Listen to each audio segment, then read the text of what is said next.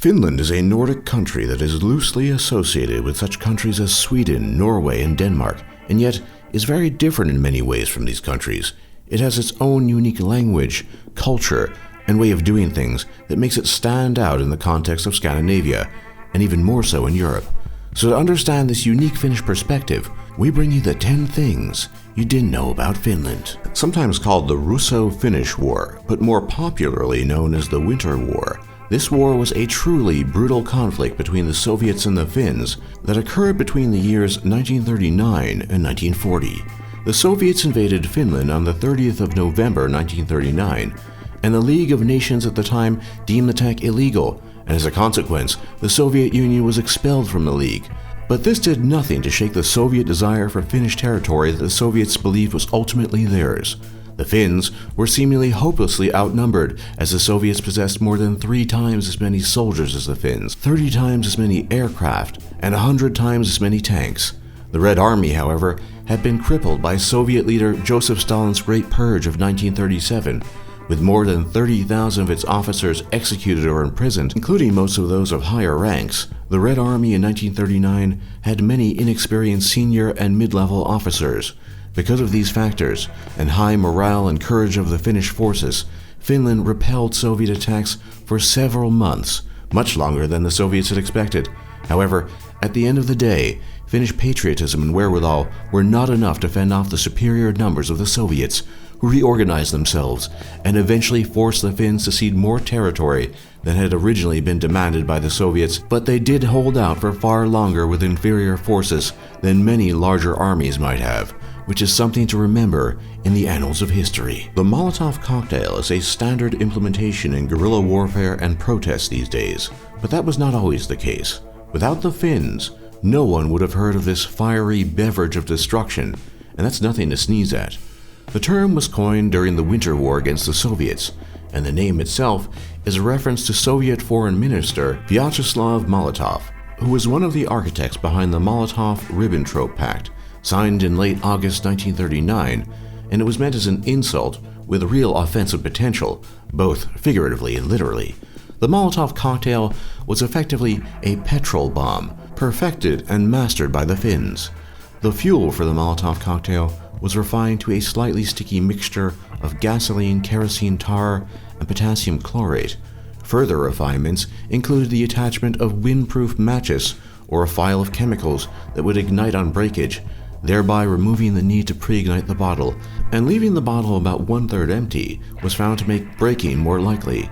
This simple yet vicious implement has since become legend and is used by both criminals and freedom fighters everywhere, and we have the Finns to thank for it. Perhaps the most important Finnish quality, and one that was brought to bear in the Winter War, as well as distant history, and one that persists into the present, sisu, is a Finnish term that means bravery, stoic determination, grit, and fortitude. And most Finns believe it to be the defining characteristic of the culture, as well as their national identity. In the most literal sense, sisu means having guts, and it is a concept that is at least hundreds of years old, and is almost certainly one that was born in the frozen wilderness of the Finnish landscape, where life was hard and harsh, and only those with sisu could persevere and triumph. The New York Times famously claimed that sisu is the Finns' favorite word, and it certainly fits their character. Tough, no-nonsense people who get the job done, no matter what. If you are American, you might be used to people yapping all day and night, using phrases of deep existential importance such as, "How are you?" as a trite and meaningless greeting, but not so with the Finns, and most Americans would be shocked if they could observe the Finnish people in their day-to-day lives. In Finnish culture, interest in social communication revolves more around listening than constantly speaking, and it is a Finnish trait that is often misunderstood and misinterpreted. To an outsider, Finns might appear to have low self-esteem, as they are reluctant to constantly talk, but the truth is that Finnish silence is closely related to the Finnish virtue of sisu, and is possibly something that only Finns can understand. They say silence is golden, and in this vein, the Finns are truly rich. Finnish food is unique among Nordic countries, as it combines traditional Finnish fare with variation and inspiration from the continent. Fish and meat are a staple, and reindeer meat, unlike in many other countries, occupies an important spot in the Finnish diet. But Finland has more than just that to offer in terms of food. Fried vendace, or fried fish with garlic sauce, is considered a summertime delicacy, as is fried Baltic herring with mashed potatoes. Finnish breakfast often consists of various porridges, and there's even something for people with a sweet tooth in Finland. Kiseli is a viscous and fruity dessert that is popular as a drink as well, and röntönen is a pastry filled with sweetened mashed potatoes and lingonberry jam. The Finnish language is called SUOMI in the native tongue, and is a language unrelated to other languages of the north, which belong to the Northern Germanic branch of Indo-European. But Finnish is an outlier, and is part of the Finno-Ugric branch, making it related to Estonian and much more distantly to Hungarian. Like the other languages of this group, Finnish as a language type is an agglutinative language, meaning that additional parts of words are suffixed to the end of each word to convey further meaning. Finnish has no fewer than 15 cases, which can indicate direction, location, means, and other things, and can be incredibly difficult for foreigners to learn. Still, if you've ever heard Finnish, it has a musical lilt that few other languages can boast as having, and for this reason alone, it might be worth learning. Finland is conveniently referred to as the land of 1,000 lakes, but the number 1,000 serves more as a euphemism than anything else, because the truth is, Finland has a whopping total of 187,888 lakes within its territory. Of course, most of the lake exploration is only possible in spring and summer, but with that number, there are endless possibilities for water sports and other water-based activities. And to top it off, there are almost as many islands in Finland, adding up to a total of 179,888 for those intrepid hikers. Perhaps more so than any other country in the world, especially when compared to its size, Finland produces an incredibly high volume of heavy metal bands.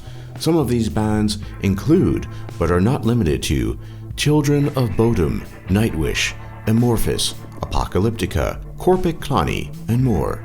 There are many theories as to why Finland has birthed so many heavy metal bands, but the most prominent is that the genre of music represents a rejection of traditional Finnish silence and shyness, and allows for the Finns to fully unleash themselves in their music without restraint. You can't really talk about Finland without mentioning the fact that Finland consumes more coffee per capita than any other nation. This is an incredible fact if you think about it, because it means that Finland beats out coffee-crazed cultures like the US, Italy, Austria, and Australia to take on the mantle of the most caffeinated. But the question remains, how much coffee does the average Finn consume? Well, the average Finn consumes about 26 pounds of coffee a year, but nearly all of that is in the form of light-roasted filter coffee. Nothing too fancy for the Finns, but they sure do give new meaning to caffeine culture. As might be expected, the Finns not only have to deal with harsh and cold winters, but they actually thrive in them, and love the winter landscape more than virtually anyone else on the planet. Partly because the frost and cold of winter are an inevitability, Finns embrace it with open arms, accepting it in all its glory rather than rejecting it as many other northern nations do. To this end, skiing, snowmobiling, and other winter activities are far more popular in Finland than elsewhere, and no one loves a good sauna trip as much as a Finn, especially in winter. For more top lists just like this, be sure to leave a like and subscribe if you haven't already. And don't forget to check out our other lists. And thanks for watching, and thanks for learning.